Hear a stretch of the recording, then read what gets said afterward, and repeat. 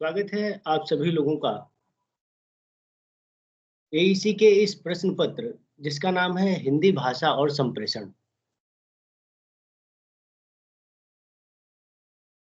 हिंदी भाषा और संप्रेषण इस प्रश्न पत्र का अध्ययन हम लोग एक सीमित कक्षाओं के माध्यम से आपके साथ करेंगे। तो सबसे पहले आप लोगों का स्वागत है इस नई क्लास में और आप लोगों को यह जानकारी मैं दे दूं कि हमारी जो यह क्लास है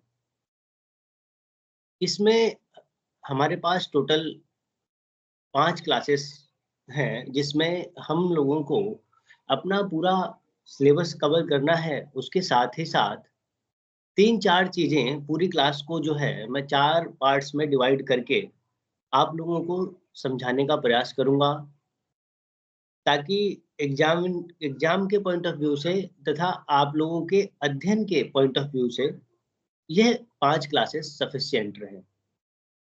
देखिए, हम इन 5 क्लासेस में जो भी हमारी टोटल क्लासेस हैं, उन क्लासेस में सबसे पहले सिलेबस पे फ़ोकस करेंगे, फिर उससे संबंधित जो भी इम्पोर्टेंट क्वेश्चन्स हैं या जो भी प्रीवियस ईयर के क्वेश्चन्स हैं, जो भी परीक्षा में आज तक पूछे जाते रहे हैं, हम उसको देखेंगे, उसको एक्सप्लेन करेंगे। साथ ही एग्ज़ामिनेशन में किस प्रकार की सावधानियाँ हमें बरतनी है या कुछ टिप्स जो आप लोगों के एग्ज़ाम के रिज़ल्ट को बेहतर बना सके, उस पर भी हम लोग चर्चा करेंगे। और जो लास्ट सेशन है, लास्ट पार्ट रहेगा, उसमें आप लोगों के जो भी सवाल हैं, जो भी क्वेरीज़ हैं, आप लोग मैसेज के माध्यम से वो पूछ सकते हैं।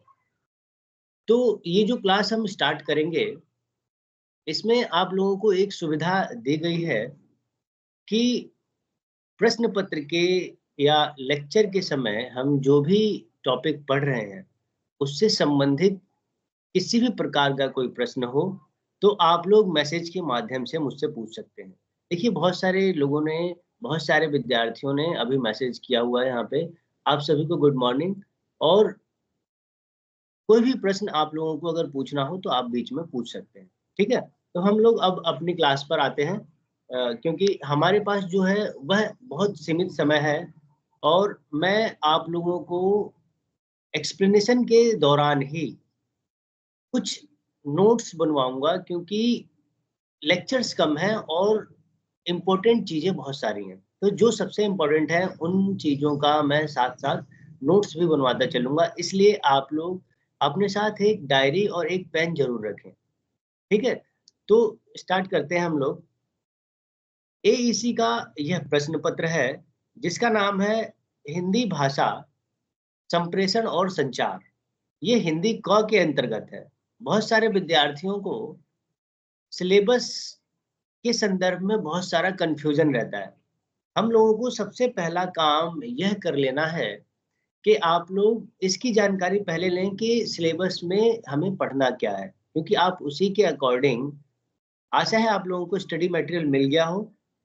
अगर ना भी मिला हो तो आप लोग एक बार सिलेबस देख लेंगे, सिलेबस समझ लेंगे, जिससे आप लोगों को अगर मिल गया है तो आप लोग तैयारी कर सकते हैं, नहीं तो मटेरियल एकत्रित करने में आप लोगों को इससे सहायता होगी। तो पेपर का नाम आप लोग सबसे पहले लिख लें, हिंदी भाषा, संप्रेषण और संचार, यह पेपर का नाम है, जो कि हिंदी क के रूप में है। अब इसका जो सिलेबस है, एक कंटेंट है, वो संक्षेप में आप लोगों को मैं बता देता हूँ। जो फर्स्ट यूनिट है, पहली इकाई, उसमें संप्रेषण की अवधारणा, संप्रेषण की अवधारणा और उसकी संचार प्रक्रिया, यानी संप्रेषण होता क्या है और संप्रेषण के दौरान उसकी जो प्रक्रिया है, उसके अंतर्गत किन-किन चीज़ों को सम्मिलित किया जाता है, ये सारी चीज़ें फर्स्ट यूनिट में पढ़ेंगे। फिर फर्स्ट यूनिट के अंदर दूसरा पार्ट है संप्रेषण और संचार तथा संप्रेषण के विविध आयाम। यानी संप्रेषण क्या है और संचार क्या है, और संप्रेषण के विविध आयाम क्या हैं, किस इसके टाइप्स क्या हैं, किन-किन दिशाओं में इनका प्रयोग हो सकता है। यह संप्रेषण के विविध आयाम के अंतर्गत आप लोग पढ़ेंगे। फिर ऐसे ही 2 इकाइयाँ टोटल हैं। दूसरी इकाई में आप लोग 3-4 चीज़ें और देखेंगे। ये जो दोनों लेसन थे स्टार्टिंग के, वो देखिए आप लोग कितना इम्पोर्टेंट है। सबसे पहले तो इसकी संप्रेषण की अवधारणा आ जाएगी, उसके संचार और संप्रेषण, यानी संप्रेषण और संचार इनका अंतर आ जाएगा, और इसके विविध आयाम आ जाएँगे। आशा है आप लोग लिख रहे होंगे। अच्छा, स्टडी मटेरियल नहीं मिला है, तो ठीक है, कोई नहीं, अभी आप लोगों की क्लास चालू हुई है और जल्दी ही कोई ना कोई नोटिफ़िकेशन आप लोगों को मिल जाएगा। आप लोग अपने सेंटर से संपर्क कर सकते हैं। लेकिन उससे भी इम्पोर्टेंट चीज़ ये है कि आप लोगों को सिलेबस के बारे में जानकारी प्राप्त हो या पहले से जानकारी हो, क्योंकि उससे स्टडी मटेरियल आप लोग ईज़िली कलेक्ट कर सकते हैं। दूसरा जो इकाई है, उसमें आप पढ़ेंगे संप्रेषण और संचार के विविध रूप, जिसमें पहला पार्ट है, वह है संप्रेषण के प्रकार। यानी संप्रेषण यानी कम्युनिकेशन के कितने टाइप्स हैं। टाइप्स ऑफ कम्युनिकेशन यानी संप्रेषण के प्रकार। फिर दूसरा पार्ट आएगा इसमें कुछ क्रिएटिव रचनाओं के बारे में आप लोगों को सिलेबस में पढ़ने को मिलेगा, जैसे सर्वेक्षण आधारित प्रतिवेदन। सर्वेक्षण यानी सर्वे, और प्रतिवेदन का मतलब होता है रिपोर्ट। यानी सर्वेक्षण आधारित प्रतिवेदन कैसे तैयार करते हैं। संभावित विषय जैसे हो सकता है कोरोना और मानसिक स्वास्थ्य, यानी इन विषयों पर प्रतिवेदन कैसे तैयार किया जाए, या क्रिप्टो करेंसी के संदर्भ में जागरूकता अगर आप लोगों को फैलाना है, तो उसके संदर्भ में कैसा लिखा जाए, या कूड़ा निस्तारण, यानी जो वेस्ट मैनेजमेंट है, वह कैसे किया जाए?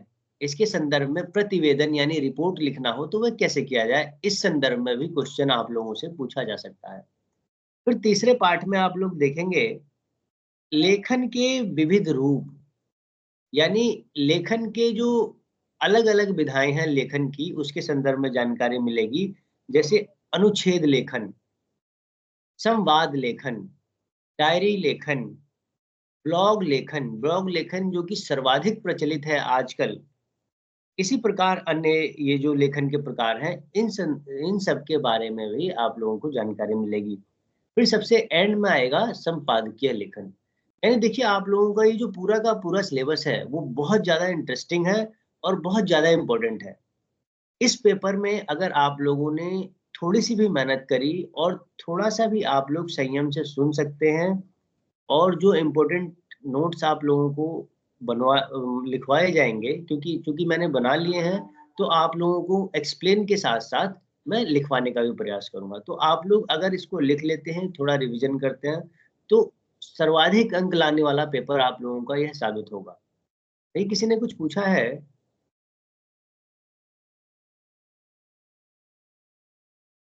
हाँ, मैं ये आप लोगों को जैसा कि मैंने बताया है कि सिलेबस के साथ-साथ कुछ और टिप्स भी दूँगा। तो किसी ने पूछा है यहाँ पे, दीप्ति ने शायद पूछा है कि सर उत्तर लेखन के संदर्भ में चर्चा, तो ज़रूर करेंगे इसके बारे में। अभी पहले हम लोग जो है सिलेबस देखते हैं, सिलेबस के जो एंड का समय बचेगा तो आपके सारे प्रश्नों का उत्तर वहाँ पे कोशिश करेंगे कि आप लोगों को प्रोवाइड किया जाए। सर क्या आप देखिए नॉर्थ कैंपस का जो हेल्पलाइन नंबर है ना, आप लोग एसओएल की साइट पर जाएँगे ना, तो स्टूडेंट डैशबोर्ड जो है, उसके वहाँ पर आप लोगों को 3-4 कॉन्टैक्ट नंबर्स वहाँ पे जो है प्रोवाइड किया गया है। वहाँ से आप लोग कॉन्टैक्ट कर सकते हैं, और भी मैसेजेस की भी सुविधाएँ हैं, तो एक बार आप लोग एसओएल की साइट पे चेक कर सकते हैं। ठीक है? तो अब हम लोग देखेंगे संप्रेषण और उसका सामान्य परिचय। संप्रेषण क्या होता है?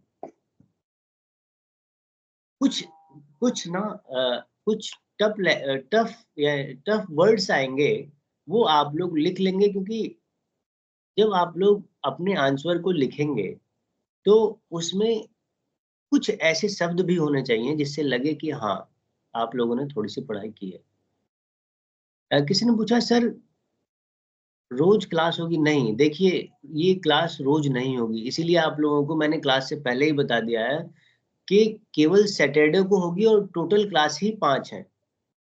इसलिए आप अच्छे से सुनें और लिखें, जिस पर भी चर्चा की जाएगी।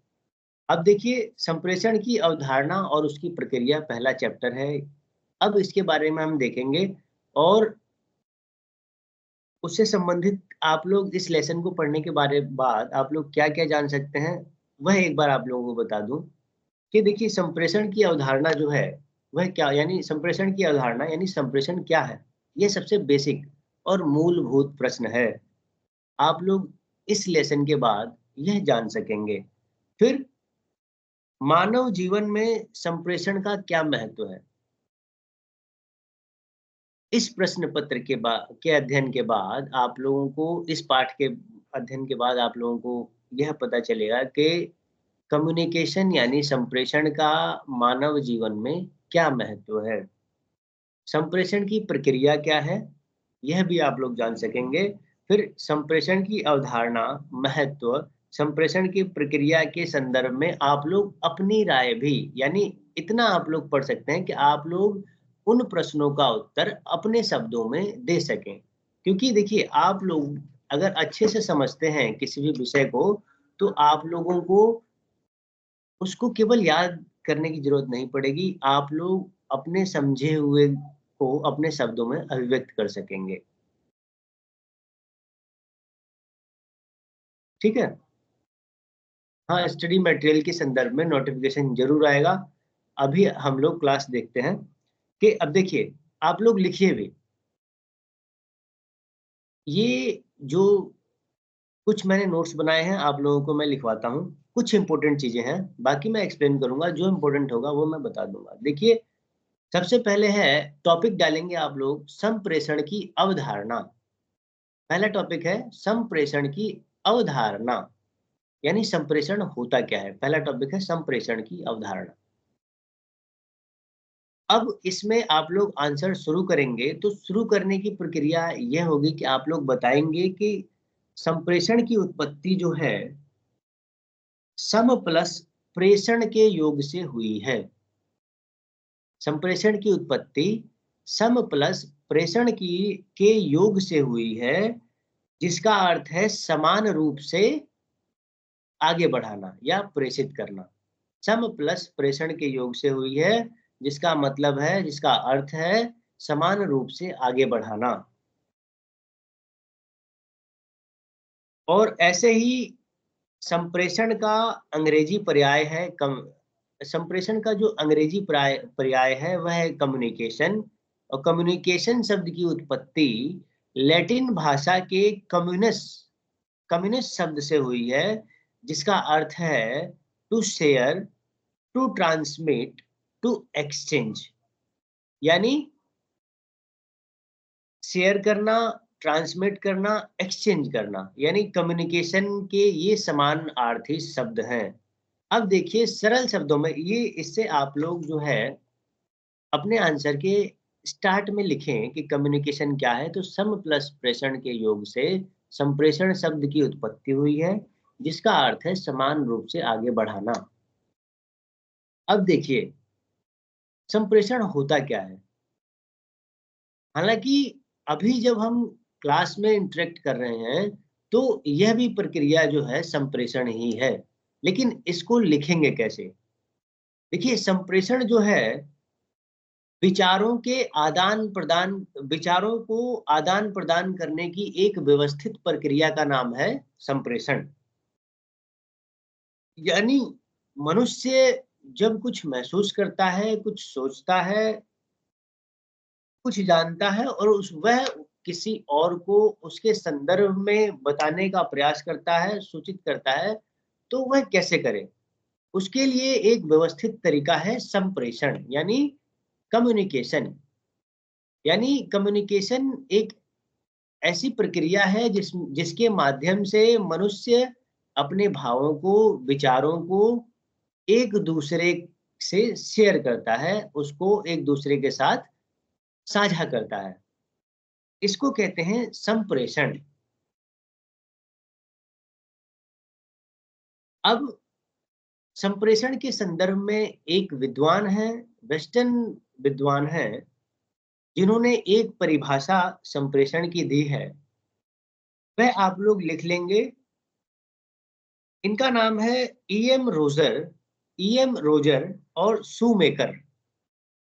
इन्होंने संप्रेषण की परिभाषा दी है।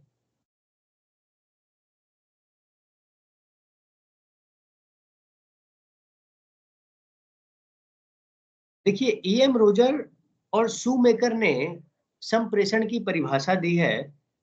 आप लोग एक बार इस परिभाषा को लिख लेंगे, फिर इसको एक्सप्लेन हम लोग करते हैं। देखिए, संप्रेषण वह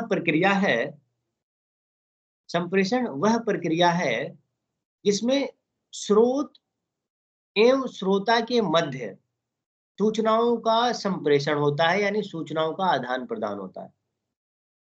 एक बार मैं फिर रिपीट कर दूंगा, आप लोग लिखेंगे, संप्रेषण वह प्रक्रिया है जिसमें स्रोत और श्रोता के मध्य सूचनाओं का आदान प्रदान होता है। इस प्रकार संप्रेषण को विचारों का आदान प्रदान भी कह सकते हैं। अब इसमें दो शब्द आप लोगों ने देखा होगा, एक है स्रोत और एक है श्रोता। तो स्रोत क्या है और श्रोता क्या है? स्रोत यानी वह व्यक्ति जो कुछ कहना चाहता है,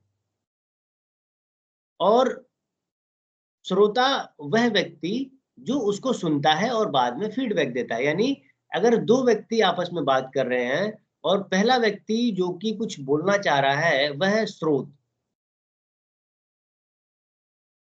सर एक बार रिपीट कर, मैं रिपीट कर देता हूं, आप लोगों को किसी भी प्रकार का ऐसा कुछ हो तो आप बता दें। मैं देखिए, ईएम रोजर और शूमेकर ने परिभाषा दी है संप्रेषण की। संप्रेषण वह प्रक्रिया है जिसमें स्रोत और श्रोता के मध्य सूचनाओं का आदान प्रदान होता है, और इस प्रकार संप्रेषण को विचारों का आदान प्रदान कह सकते हैं। इसमें दो शब्द आए थे इंपॉर्टेंट, एक होता है स्रोत और एक होता है श्रोता। स्रोत यानी वह व्यक्ति जो सूचना को प्रेषित करना चाहता है, यानी कि अपने भावों को अभिव्यक्त करना चाहता है। किससे? तो दूसरे व्यक्ति से, जो कि सुन रहा है, उसको बोलते हैं श्रोता। और एक शब्द और इंपॉर्टेंट आएगा आगे, आप लोगों को पता होना चाहिए कि एक शब्द है माध्यम। माध्यम यानी संप्रेषण का जरिया, यानी संप्रेषण कैसे किया जा रहा है। देखिए, संप्रेषण के बहुत सारे माध्यम हैं। एक तो है मौखिक संप्रेषण, यानी अभी जो हम लोग वार्तालाप कर रहे हैं, यह मौखिक संप्रेषण है। यानी मौखिक माध्यम है कम्युनिकेशन का। लिखित भी होता है, जिसमें आप लोग पत्र व्यवहार कर सकते हैं, व्हाट्सएप कर सकते हैं, ईमेल कर सकते हैं। यह लिखित माध्यम है संप्रेषण का।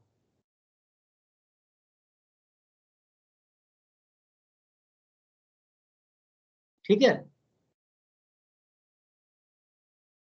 तो ये माध्यम है स्रोत, श्रोता और माध्यम। आगे हम लोग देखेंगे, आप लोगों ने, आशा है कि यह परिभाषाएं लिख ली होंगी। हम लोगों ने अभी तक संचार की अवधारणा पर बात की है कि संचार होता क्या है। तो संचार संक्षेप में देखा जाए तो संचार विचारों और भावों को प्रेषित करने या आदान प्रदान करने की एक व्यवस्थित प्रक्रिया है, जो कि मनुष्य के जीवन में अत्यधिक महत्वपूर्ण है। इसके बिना मनुष्य जीवन की कल्पना नहीं की जा सकती। यह बेसिक आपकी परिभाषा हो जाएगी। इससे आप जो भी समझते हैं, अपने शब्दों में आप लोग एग्जामिनेशन में लिख सकते हैं। ठीक है।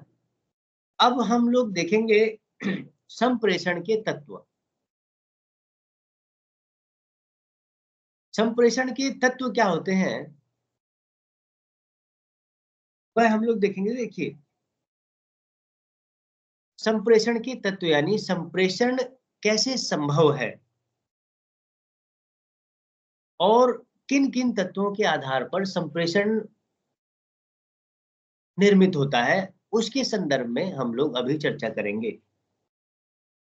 देखिए, संप्रेषण की अवधारणा को समझने के लिए संप्रेषण के तत्वों के बारे में एक बार जानकारी जरूरी है ना? संप्रेषण के तत्व से आशय है इस संप्रेषण के तत्वों से आशय है संप्रेषण के रूप और आकार को प्रदान करने वाले संप्रेषण को के रूप को आकार प्रदान करने वाले तत्व, यानी संप्रेषण को निर्मित करने वाले जो तत्व हैं, वह संप्रेषण के वह संप्रेषण को एक आकार प्रदान करते हैं। यह तत्व कौन-कौन से हैं? 5-6 तत्व हैं। आप लोग इन पाँचों तत्वों को मैं लिखवाता हूँ, फिर एक्सप्लेन करेंगे इसको। संप्रेषण के 5 प्रमुख तत्व हैं। एक है संप्रेषक, लिखेंगे इसको, एक है संप्रेषक। संप्रेषण देखिए, संप्रेषण के जो तत्व हैं उसका आशय है संप्रेषण को बनाने में किन-किन घटकों का महत्व है। तो पहला है स्रोत या संप्रेषक, लिखेंगे आप लोग, स्रोत या संप्रेषक। अब स्रोत या संप्रेषक होता कौन है? देखिए, कम कम्युनिकेशन के लिए किसी एक ऐसे व्यक्ति का होना अत्यंत आवश्यक है जो अपने आसपास के वातावरण को महसूस करे और उससे कुछ सीखे या अनुभव करे। और यह जो सीखा हुआ व्यक्ति है, महसूस किया हुआ व्यक्ति है, जब किसी दूसरे को उसके संदर्भ में सूचित या बताने का प्रयास करता है, तो उस व्यक्ति को कहते हैं स्रोत या संप्रेषक। संप्रेषक यानी यह वह व्यक्ति जो सूचना को प्रेषित करने का काम करता है, उसको बोलते हैं स्रोत या संप्रेषक। ठीक है? अब इसके बाद आता है, देखिए, सबसे पहले होना चाहिए संप्रेषक, उसके बाद होता है संदेश। यानी संप्रेषक और संप्रेषक के बाद जो दूसरा घटक है वह है संदेश। संदेश यानी देखिए, वह विषय वस्तु जिसके संदर्भ में संप्रेषक जो है वह स्रोत को या श्रोता को, संप्रेषक जिस विषय वस्तु को श्रोता को प्रेषित करना चाहता है या बताना चाहता है या साझा करना चाहता है, उसको कहते हैं संदेश। संदेश यानी विषय वस्तु। नॉर्मल लाइफ में जब हम बात करते हैं, तो बात करने का जो विषय है, यानी किस विषय पर आप बात करना चाहते हैं, किस टॉपिक पर आप बात करना चाहते हैं, वह भी महत्वपूर्ण है, जिसको बोलते हैं संदेश। और इससे क्वेश्चन ज़रूर आने की संभावना है, संप्रेषण के तत्व क्या हैं? 5 पॉइंट्स टोटल हैं, आप लोग पॉइंट में लिख के और उसको एक्सप्लेन करते हैं। पहला था संप्रेषक या स्रोत, दूसरा है संदेश, तीसरा है माध्यम। तीसरा पॉइंट है माध्यम। माध्यम क्या होता है? तो चैनल। देखिए, स्रोत और श्रोता के मध्य स्रोत और श्रोता के मध्य संवाद का जो जरिया है, उसको चैनल कहते हैं। और यह मौखिक हो सकता है, लिखित हो सकता है। मौखिक जो माध्यम है, मौखिक यानी वर्बल जो चैनल्स हैं कम्युनिकेशन के, वह कौन-कौन से हैं? तो देखिए, एक तो आप बोलकर किसी से संवाद करना, यह मौखिक चैनल के रूप में आता है। लिख कर संवाद करना, यह लिखित चैनल के रूप में आता है। और लिखित चैनल में देखिए, आप लोग पत्र व्यवहार आता है, ईमेल कर सकते हैं, व्हाट्सएप कर सकते हैं, या जितने भी इलेक्ट्रॉनिक प्लेटफ़ॉर्म्स हैं जिस पर लिख कर मैसेज किया जाए, वह लिखित रूप में, लिखित माध्यम में आता है। ठीक है? तो ये हो गया आप लोगों का माध्यम। अब आएगा ग्राही या लक्ष्य। ग्राही क्या होता है और लक्ष्य क्या होता है? यह संप्रेषण का चौथा तत्व है। ग्राही ग्राही और या लक्ष्य। देखिए, ग्राही का अर्थ है वह व्यक्ति जो सूचना को ग्रहण करे उसको कहते हैं ग्राही या लक्ष्य। यानी ऐसा व्यक्ति जिसको स्रोत या संप्रेषक अपनी भावनाओं को अपने या विषय वस्तु को जिसको वह शेयर करना चाहता है, संप्रेषित करना चाहता है, साझा करना चाहता है, वह जिससे करता है, उस व्यक्ति को कहते हैं ग्राही या लक्ष्य। ये 2 शब्द आप लोग लिखेंगे, एक है ग्राही और एक होता है लक्ष्य। ये दोनों समान ही शब्द हैं, ग्राही और लक्ष्य। ग्राही और लक्ष्य, लक्ष्य यानी लक्ष्य का अर्थ है वह व्यक्ति जिससे कुछ कहा जाए या सूचनाओं का अंतरण या सूचना को जिसके जिसके लिए सूचना को भेजा जाए, उसको कहते हैं ग्राही, है ना? अब जो 5वां पॉइंट है, 5वां पॉइंट आप लोग देखेंगे,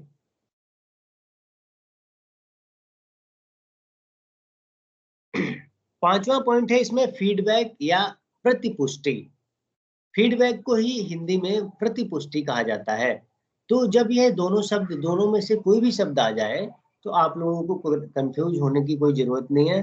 पहला है फीडबैक यानी प्रतिपुष्टि।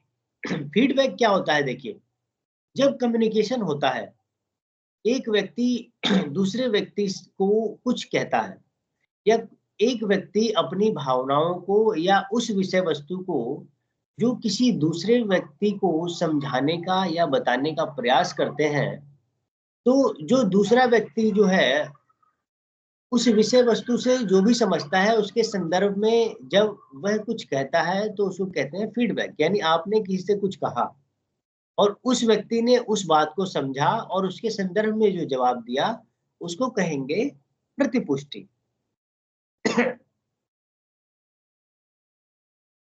देखिए, फीडबैक के माध्यम से संप्रेषण की गति में कुछ संशोधन किया जा सकता है। यह संप्रेषक को यह अवसर मुहैया कराती है कि संप्रेषण की अगली कड़ी में आवश्यकता अनुसार परिवर्तन कर अपने संप्रेषण को आगे बढ़ाए। यानी आपने अगर किसी से कुछ कहा और उस व्यक्ति ने उसको समझा और उसे समझकर उसके आगे की जो भी प्रक्रिया है या आगे की जो भी बात है, वह उन्होंने बोला और फिर ऐसे ही ये चक्रीय यह चक्र के रूप में, मतलब श्रोता जो है वक्ता से कुछ बोल, श्रोता जो है, स्रोत जो है वह श्रोता से कुछ कहेगा, श्रोता उसको समझेगा और फिर वह स्रोत को समझाएगा। तो इसलिए संप्रेषण जो है वह एक चक्रीय प्रक्रिया है और इसलिए संप्रेषण में फीडबैक की या प्रतिपुष्टि का महत्व बहुत अधिक माना जाता है। तो अब हम लोगों ने देखा संप्रेषण के तत्व। संप्रेषण के तत्व क्या-क्या होते हैं?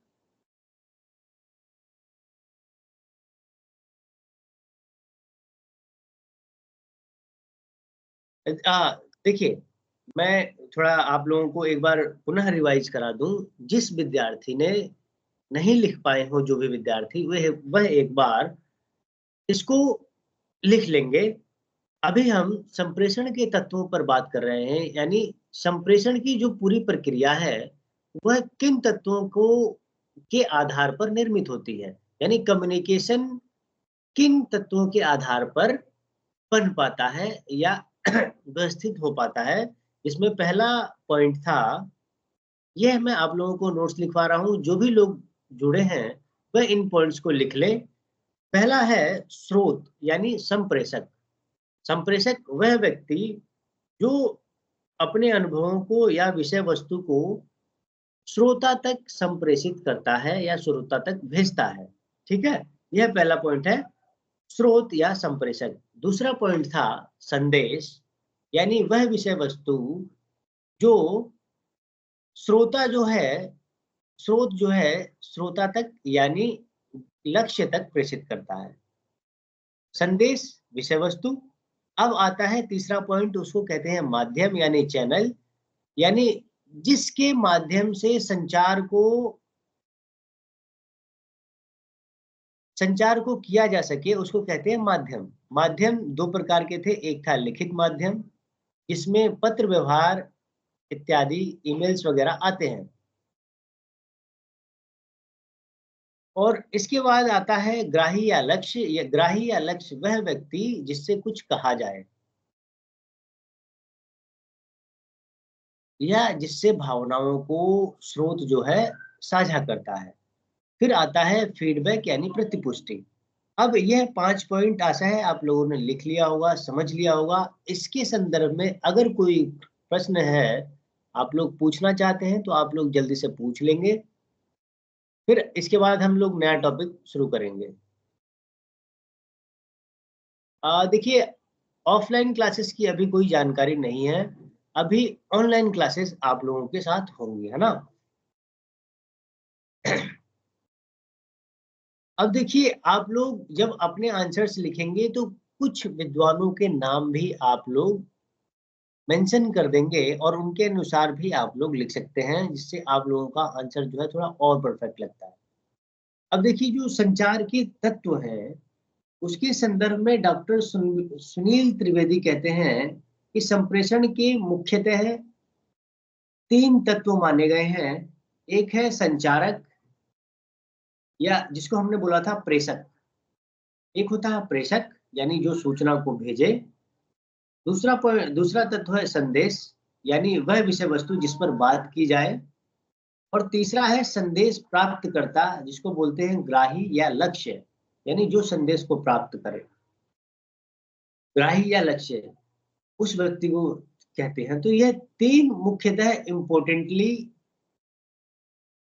संचार के तत्व हैं। आप लोग डायग्राम भी बना सकते हैं, जिसमें आप लोग बता सकते हैं पहले संप्रेषक होता है या संचारक होता है, उसको स्रोत भी कहते हैं। फिर बीच में होता है संदेश और फिर संदेश प्राप्तकर्ता या ग्राही। तो यह इसका डायग्राम है। आशा है आप लोगों ने समझ लिया होगा। इससे संबंधित कोई प्रश्न हो तो आप लोग पूछ सकते हैं।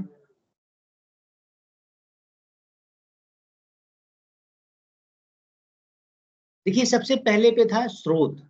किसी ने पूछा है, काजल ने पूछा है कि पहला पॉइंट, तो पहला पॉइंट था स्रोत। पहला पॉइंट है स्रोत यानी वह, स्रोत का मतलब है वह व्यक्ति जो संचार को शुरू करता है, संप्रेषण को शुरू करता है।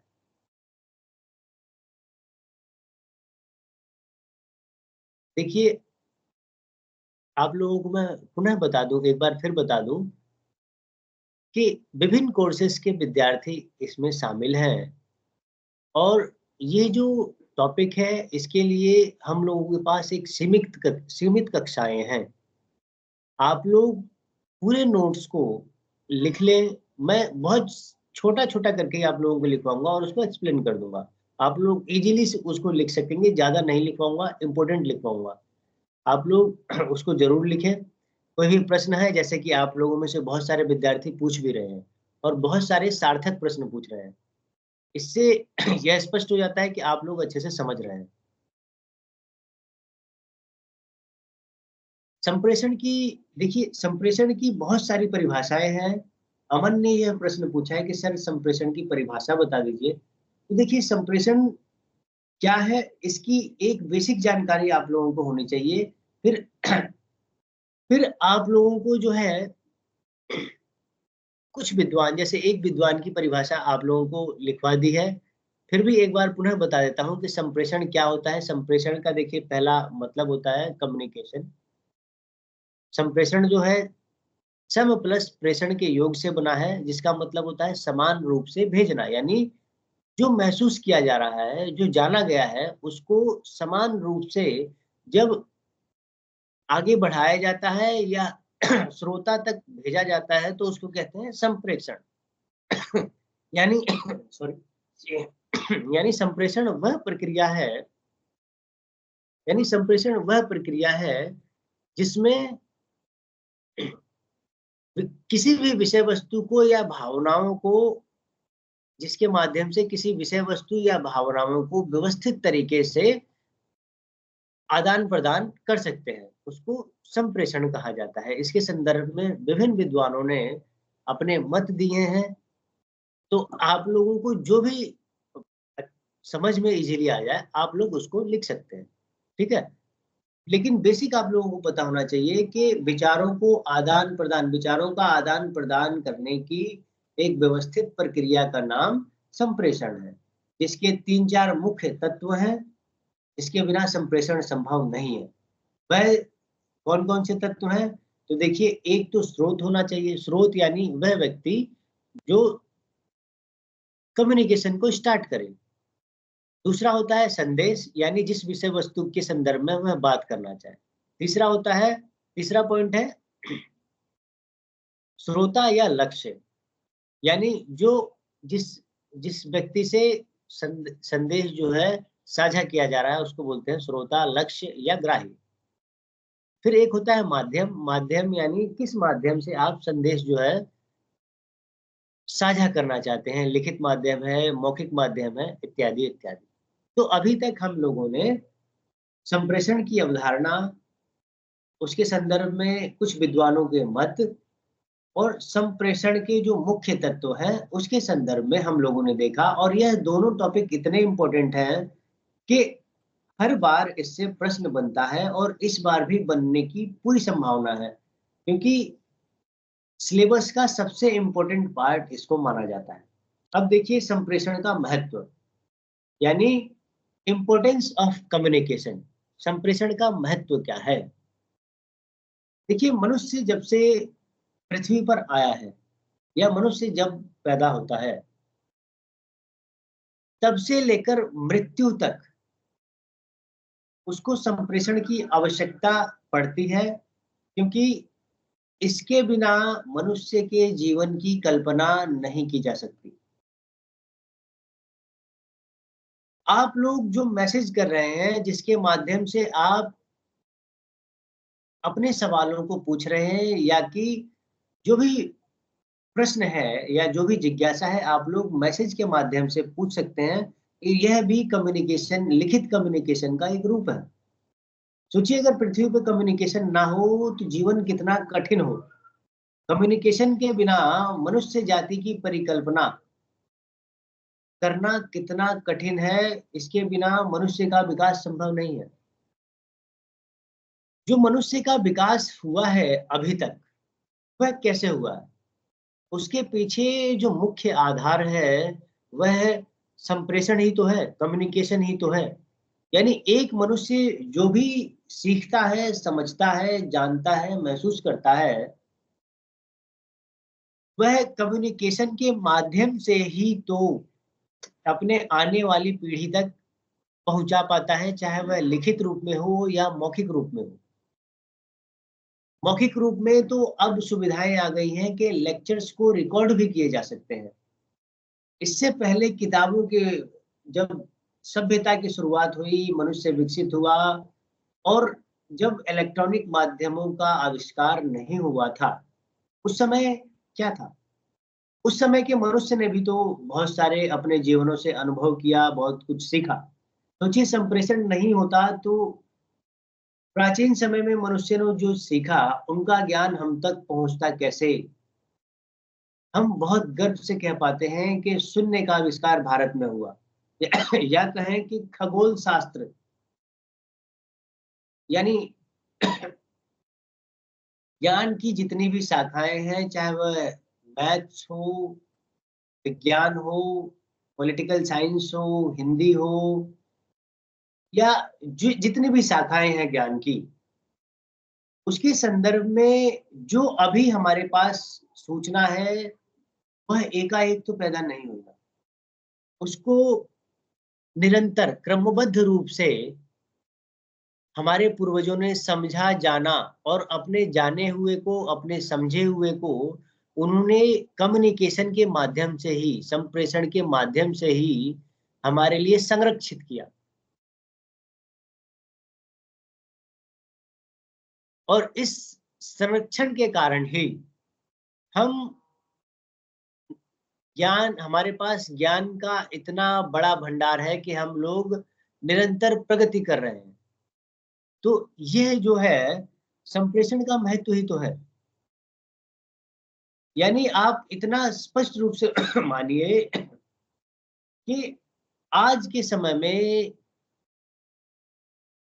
अगर मनुष्य जाति से जो है संप्रेषण की कला विदा हो जाए या खत्म हो जाए, तो मनुष्य विकास नहीं कर सकता। क्योंकि वह जो महसूस करेगा, वह जो जानेगा, वह आने वाली पीढ़ी तक पहुंचाएगा कैसे? तो उसके लिए जो है कम्युनिकेशन का महत्व पूर्ण स्थान है ना? अब 5 पॉइंट्स जो हैं अभी तक, ये अब हम बात करेंगे संप्रेषण के महत्व पे। तो संप्रेषण के महत्व के संदर्भ में 5 पॉइंट्स आप लोगों को मैं लिखवाता हूँ, फिर मैं उसको एक्सप्लेन करूंगा। आप लोग इसको लिख लें। देखिए, संप्रेषण की आवश्यकता क्यों है? एक, व्यक्तिगत जरूरत के लिए। पहला पॉइंट है व्यक्तिगत जरूरत। व्यक्तिगत जरूरत का क्या अर्थ है कि मनुष्य जो भी महसूस करता है, जो भी जानता है, उसको या जो कुछ वह किसी को कहना चाहता है, उसको जब वह संप्रेषित करना चाहता है, साझा करना चाहता है, तो इसके लिए संप्रेषण की आवश्यकता होती है। या व्यक्तिगत संबंध के लिए भी जो है संप्रेषण की आवश्यकता होती है। तो ये 2 पॉइंट हो जाएंगे। अब तीसरा पॉइंट देखेंगे, सूचना के लिए। अगर आप लोगों को किसी को कुछ बताना है, तो या आप लोग कुछ जानते हैं, किसी सूचना को आप लोगों को जो है दूसरे तक संप्रेषित करना है या प्रेषित करना है, तो उसमें भी जो है हेल्पफुल है कम्युनिकेशन यानी संप्रेषण। यानी सूचना के आदान प्रदान करने के लिए भी संप्रेषण का महत्वपूर्ण स्थान है। अब देखिए, चौथा पॉइंट है आपस में बातचीत करने के लिए। इसके लिए भी सर्वाधिक इंपॉर्टेंट क्या है? तो वह है कम्युनिकेशन। पांचवा पॉइंट है आग्रह, या आप किसी से कुछ आग्रह कर रहे हैं, इत्यादि इत्यादि। यानी जैसे आग्रह यानी, एक एग्जांपल देता हूं आग्रह का। संप्रेषण विज्ञापनों में देखने को मिलता है। देखिए, विज्ञापनों को इस प्रकार बनाया जाता है कि वह ज्यादा से ज्यादा लोगों को पसंद आए, और विज्ञापन में इस प्रकार ग्राहकों से आग्रह किया जाता है कि वह जिस संदर्भ में विज्ञापन तैयार किया गया है उसका इस्तेमाल करें। तो यानी जो विज्ञापन भी है, तो विज्ञापन में किसका इम्पोर्टेंस है? तो उसका कम्युनिकेशन का इम्पोर्टेंस है। यानी विज्ञापन के लिए भी कम्युनिकेशन की आवश्यकता होती है, चाहे वह लिखित कम्युनिकेशन हो या मौखिक कम्युनिकेशन हो। और सबसे इम्पोर्टेंट जो है वह है मनोरंजन। अगर मनोरंजन एंटरटेनमेंट भी है, तो एंटरटेनमेंट के लिए भी कम्युनिकेशन का महत्वपूर्ण स्थान माना जाता है। ठीक है, तो ये 5 पॉइंट जो हैं, और इन 5 पॉइंट से आप जो भी समझते हैं, जो भी आप लोगों ने समझा, उसको एज इट इज पॉइंट्स को डालने के बाद आप लोग उसको लिख सकते हैं, अपने शब्दों में लिखने का प्रयास करें। इससे आप लोगों की जो लिखने की क्षमता है उसका विकास होगा। अब देखिए, एक बार पुनः आप लोगों को बता दूं कि संप्रेषण जो है कितना इम्पोर्टेंट है और इसके मुख्य तत्व क्या है। आप लोगों ने लिख लिया है, जो नए जुड़े लोग हैं वह लिख सकते हैं। संप्रेषण के 5 मुख्य तत्व हैं। एक है वक्ता, बोलने वाला। दूसरा है श्रोता यानी सुनने वाला। माध्यम, जिसके माध्यम से संदेश भेजा जाए यानी चैनल। फिर है संदेश, यानी जो कहा जाना है। और फिर है रुचि, इंटरेस्ट।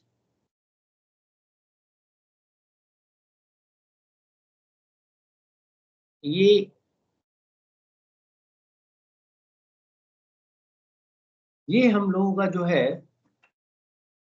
संप्रेषण के महत्व पर हम लोगों ने अभी तक बात की है।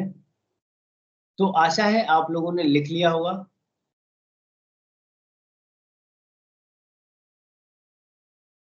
अगर किसी को कुछ पूछना है तो पूछ सकता है। किसी ने पूछा सर दूसरा पॉइंट बता दीजिए, तो दूसरा पॉइंट जो है इसमें व्यक्तिगत संबंध, यानी संप्रेषण का इस्तेमाल कहाँ कहाँ होता है? तो व्यक्तिगत जरूरत, व्यक्तिगत संबंध, सूचना के लिए, आपस में बातचीत करने के लिए, आग्रह के लिए और मनोरंजन के लिए। ये सूचना के और संप्रेषण के संप्रेषण के महत्वों में शामिल है। माध्यम क्या होता है, चैनल क्या होता है, आप लोगों को बता दिया गया है। इससे संबंधित कोई प्रश्न है तो देखिए, किसी ने कुछ पूछा है। अ, किसी ने पूछा है कि सर ग्रुप बनेगा या नहीं बनेगा? तो देखिए, ग्रुप के संदर्भ में अभी कोई जानकारी नहीं है। अगर ऐसा कुछ नोटिफ़िकेशन आता है तो आप लोगों को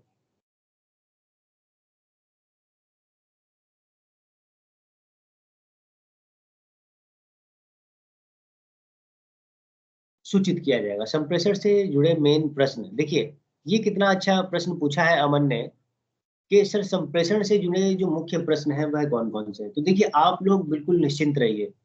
जो भी इम्पोर्टेंट क्वेश्चन है वह एक क्लास में मैं कलेक्ट करके जितने भी इम्पोर्टेंट क्वेश्चन हैं, आप लोगों को ज़रूर साझा करूँगा। आप लोग बस इतना कीजिए कि अभी जो भी नोट्स बनवाए जा रहे हैं, उसको आप लिखें और जो भी एक्सप्लेनेशन है, उसको ध्यान से सुनें। क्योंकि क्लासेस बहुत कम है ना? तो थोड़ा-सा सीरियस आप लोग, एक और क्लास भी 1 ही घंटे की है, 2 घंटे की भी नहीं है, तो आप लोग थोड़ा-सा सीरियस हो जाइए।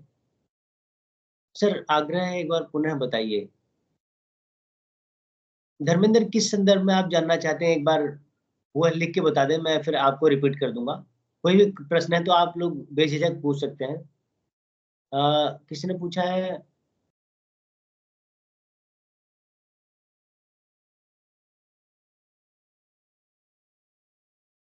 देखिए, ये जो नोट्स है ना, ये आप लोग डायरेक्ट नहीं समझ पाएँगे, क्योंकि ये इतना संक्षेप में मैंने बनाया है ना कि आप लोगों को ऑनलाइन माध्यम में मैं लिखवा सकूँ। क्योंकि हमारे पास टाइम कम है ना?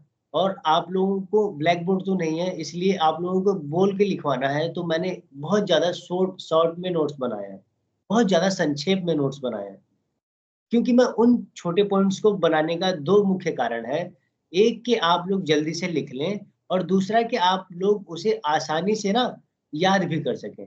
आसानी से याद करने के बाद उससे आप लोग जो समझेंगे ना, वह एग्ज़ाम में लिख लेंगे।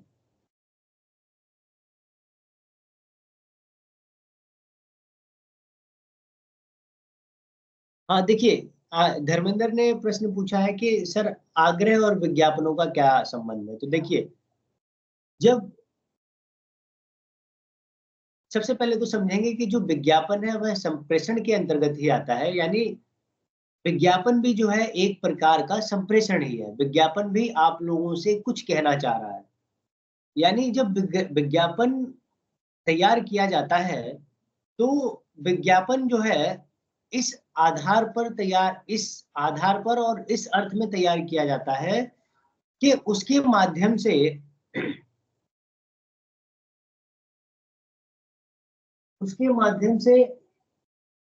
जो भी प्रोडक्ट है, उसके संदर्भ में ऐसी जानकारी दी जाए कि आप उससे कन्विंस हो जाएँ और आप उसका इस्तेमाल करें।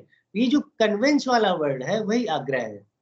यानी विज्ञापन निर्माता इस प्रकार से विज्ञापन को निर्मित करते हैं कि आप प्रोडक्ट से जो है कन्विंस हो जाएँ, जिसको आग्रह कहा जाता है। ये इसका अर्थ है।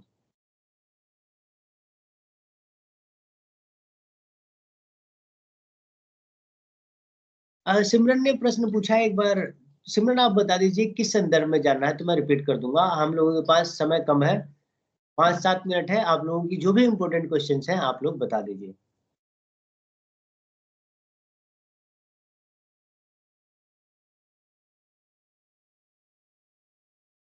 संप्रेषण, देखिए एक प्रश्न बनता है संप्रेषण की प्रक्रिया। एक प्रश्न है संप्रेषण की प्रक्रिया, तो देखिए संप्रेषण की प्रक्रिया क्या है? तो वही है जो पहले आप लोगों को लिखवाया है, एक बार मैं बता देता हूँ। संप्रेषण की प्रक्रिया में 5 मुख्य तत्व हैं। पहले लिख चुके हैं आप लोग, वही पॉइंट्स जो हैं यहाँ भी आएँगे, जिसमें एक स्रोत होता है यानी संप्रेषक, दूसरा श्रोता या ग्राही या लक्ष्य, फिर तीसरा संदेश, चौथा माध्यम। इन 5 पॉइंट को मिलाकर संदेश जो है निर्मित होता है। इसी को जो है संदेश की प्रक्रिया कहा जाता है, यानी संप्रेषण की प्रक्रिया कहा जाता है।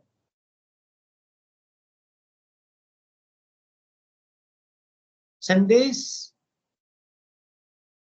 संदेश क्या होता है किसी ने पूछा है। देखिए संदेश जो है, तो ये संप्रेषण वाले पार्ट में जो तीसरा या चौथा पॉइंट था संदेश का, तो संदेश क्या है, तो संदेश है वह विषय वस्तु जिसके संदर्भ में संप्रेषक जो है श्रोता से बातचीत करना चाहता है, उसको कहते हैं संदेश। फॉर एग्जाम्पल, अगर मैं आप लोगों से कुछ, आप लोगों को कुछ बताना चाहता हूँ या इस टॉपिक पर बात करना चाहता हूँ, तो इस विषय को ही संदेश कहा जाता है। यानी आप किसी से अगर कुछ बोलना चाहते हैं, कुछ बात बताना चाहते हैं, तो जिस संदर्भ में आप बात करना चाहते हो तो उसको संदर्भ, संदर्भ कहा जाता है, यानी संदेश कहा जाता है।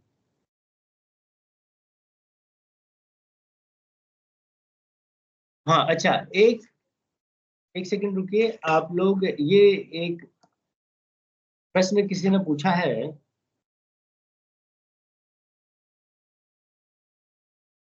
परिभाषा के संदर्भ में किसी ने पूछा है। एम आर ये ईएम रोजर नाम है उनका, दो विद्वान है संप्रेषण की परिभाषा, ईएम रोजर और शूमेकर के अनुसार संप्रेषण वह प्रक्रिया है जिसमें स्रोत और श्रोता के मध्य सूचनाओं का संप्रेषण होता है। ईएम रोजर और शूमेकर के अनुसार संप्रेषण वह प्रक्रिया है जिसमें स्रोत एवं श्रोता के मध्य सूचनाओं का आदान प्रदान होता है, और इस प्रकार इसे संप्रेषण को विचारों का आदान प्रदान कह सकते हैं। तो नाम इनका है ईएम रोजर और शूमेकर। किसी ने पूछा है सर रेटिंग किस में आएगा, तो देखिए रेटिंग का अभी इसमें कोई,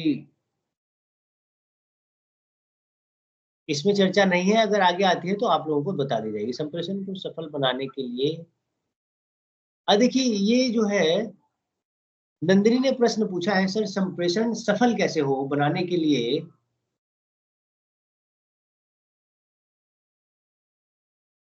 देखिए संप्रेषण सफल तब होता है, ये आने वाले चैप्टर्स में होगा, लेकिन आप लोगों को एक बार बता दूं कि संप्रेषण सफल होने के लिए तीन चार चीजों का होना बहुत जरूरी है। कि एक तो संप्रेषण जिस भाषा में हो रहा है उसमें संप्रेषक और श्रोता दोनों को उस भाषा पर अच्छी पकड़ होनी चाहिए, दोनों को उस भाषा की समझ होनी चाहिए। दूसरा, जो संप्रेषक है उसके लेवल का व्यक्ति अगर सामने वाला है, श्रोता या लक्ष्य या ग्राही भी है, तो संप्रेषक अच्छे से समझा सकता है, यानी संप्रेषण और अच्छा हो सकता है।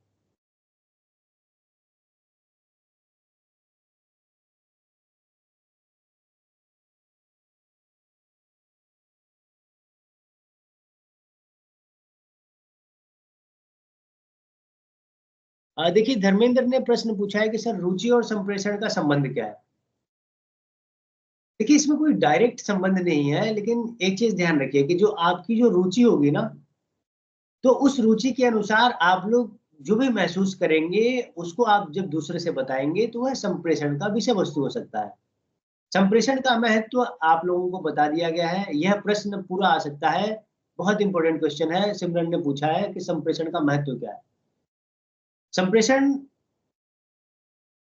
सभ्यता का, सभ्यता के विकास का एक महत्व, संप्रेषण सभ्यता के विकास की एक महत्वपूर्ण इकाई है, जिसके बिना सभ्यता का विकास नहीं हो सकता। और भी बहुत सारी चीजें हैं, आप लोगों को बता दिया गया है, और आप लोग भी थोड़ा सा इस पर रिसर्च करें, और कोई भी प्रश्न आप लोगों को इससे संबंधित हो तो आप लोग पूछ लेंगे। ठीक है,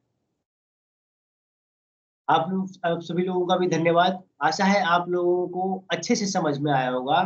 अगर किसी भी प्रकार की कोई कठिनाई हो तो आप लोग 2 मिनट बचे हैं, पूछ सकते हैं। सर हिंदी संप्रेषण और संचार, संप्रेषण और संचार जो चैप्टर है वह अगला चैप्टर है। आप लोगों को मैं बहुत डीपली पढ़ाऊंगा। अगला चैप्टर संप्रेषण और संचार का है, उस पर हम लोग इसमें चर्चा करेंगे। ठीक है, और 1 मिनट है हमारे पास, किसी को कुछ पूछना है तो आप लोग पूछ सकते हैं सर।